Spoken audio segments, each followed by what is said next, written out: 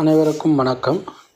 இதுவரைக்கும் இந்த சேனலை நீங்கள் சப்ஸ்கிரைப் பண்ணலாம், சப்ஸ்கிரைப் பண்ணுங்கள். கூடவே பெல் பட்டனை அழுத்திக்கங்க. இன்றைக்கி நம்ம பார்க்க போகிறது புளிச்சோடு அப்படின்னு சொல்லக்கூடிய ஒரு செடியை பற்றி பார்க்க போகிறோம். இது ஒரு கொடி வகையை சார்ந்தது.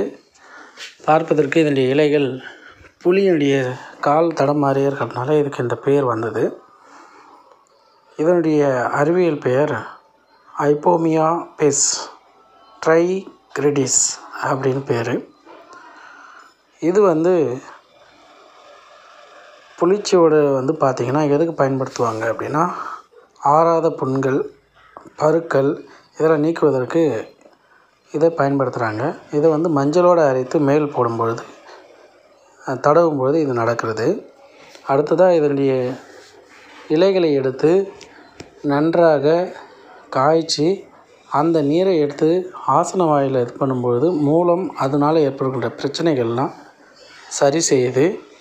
அடுத்தது இதனுடைய தலைவலி, விஷக்கடிகளால் ஏற்படக்கூடிய விஷக்குத்தல் இதெல்லாம் நீங்குது. ஆஸ்துமா, மூச்சிறைப்பு இந்த மாதிரியான நோய்கள்லாம் நம்மளை தாக்கும் பொழுது இந்த புளிச்சோடு இலையை நல்லா காய வச்சு பூவரச இலையில் ஒரு பீடி மாதிரி சுற்றி அந்த புகையை சுவாசித்தோம்னா அந்த காச நோய், இந்த மாதிரியான ஆஸ்துமா இதெல்லாம் குணமாகிறதா சொல்கிறாங்க. அப்புறம் பசங்க பார்த்திங்கன்னா சின்ன வயசில் அலண்டு அழுவோம். அதுக்கு இந்த இலைகளை வச்சு ஏதோ மருத்துவம் இது செய்யும் பொழுது அதுங்களுக்கு அந்த பில்லி சூனியம், அந்த பயம், காற்று கருப்பு இதெல்லாம் அண்டாது அப்படின்னு சொல்லிட்டு வடநாட்டில் இதை செய்கிறாங்க.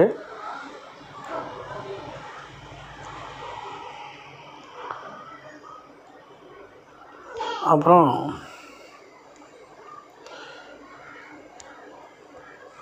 கேரளாவில் இதுக்கு பார்த்திங்கன்னா வெறிநாய்க்கடி, விஷக்கடி இது மாதிரியான விஷக்கடிகளுக்கு இது மற்றும் பல மூலிகைகளோடு சேர்த்து இதை மருந்தாக கொடுத்து குணப்படுத்துகிறாங்க.